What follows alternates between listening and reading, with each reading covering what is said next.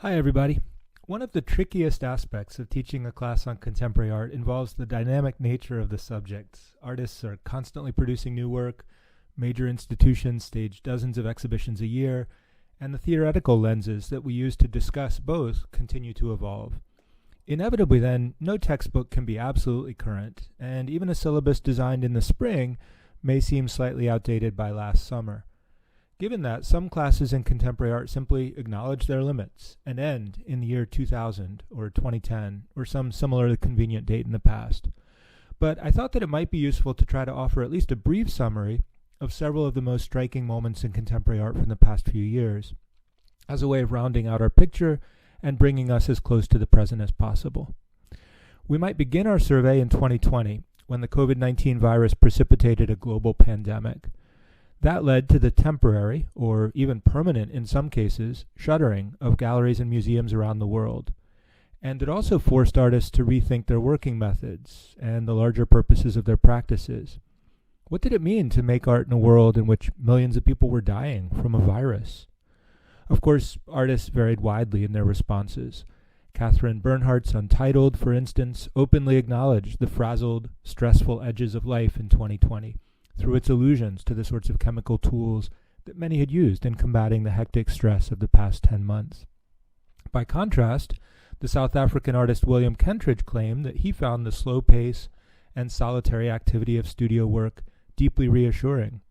Over time, he produced a suite of ambitious videos that offered clever ruminations on drawing, illusion, solitude, and creative dialogue, and that were a highlight of the 2024 Venice Biennale. At more or less the same time, the wake of the killing of George Floyd in 2020 led to a sort of national reckoning in America, and artists addressed the subjects of racism and racial violence in a range of ways. In 2021, Dred Scott, whose work has frequently involved references to the history of institutionalized American racism, shot a roughly 1-minute video of a white man standing on an auction block on a street corner in what is now a majority black neighborhood in Brooklyn. Obviously, the image recalled the regular sales of enslaved blacks at auction in the antebellum states, and that theme of the commodified, saleable body was further accented by Scott when he sold the video as an NFT, or non-fungible token, by means of a live auction at Christie's.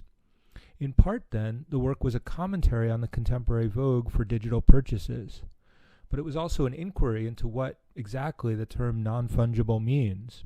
If people were historically bought and sold, is anything really ever completely non-fungible in a capitalist system?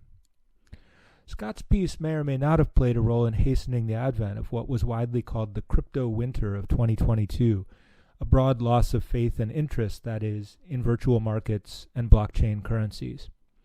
But the phenomenon, in any case, was widespread. In April of 2022, for instance, an NFT of Jack Dorsey's first tweet, which had once been bought for a cool $2.9 million, now received a high bid of $280. And as that market was collapsing, art world protesters also drew attention to another crisis, the increasingly universal evidence of global climate change. Over the course of 2022, protesters repeatedly smeared and splashed famous works of art in a plaintive call for an end to governmental subsidies of fossil fuel development. The Mona Lisa was defaced with cake, mashed potatoes were thrown at a Monet, tomato soup was tossed at a Van Gogh. Importantly, the protesters did no damage to the works, which were protected by glass. Their goal was never permanent vandalism. Rather, their gestures acted as a blunt and dramatic reminder of the uncomfortable intersection between the jet-setting art world and the simple facts of climate change, a revelation that led the British Museum to sever, in 2023, a long-standing relationship with British Petroleum. 2023 also witnessed two major controversies in the contemporary art world, one largely aesthetic and one emphatically political. In Boston, the installation of a large sculpture designed by Hank Willis Thomas and honoring Martin Luther King Jr. and his wife Coretta Scott King quickly proved polarizing. Featuring two pairs of arms that seemed to embrace each other, the embrace was based on a detail in a 1964 photograph of the couple. But as numerous online observers soon pointed out, it read awkwardly, or even pornographically from several angles. From one perspective, for instance, an arm struck some observers as similar to an engorged phallus. Granted, some people defended the work as poetic and meaningful, but the flap served as a clear reminder of the perilous place of public sculpture in the age of social media.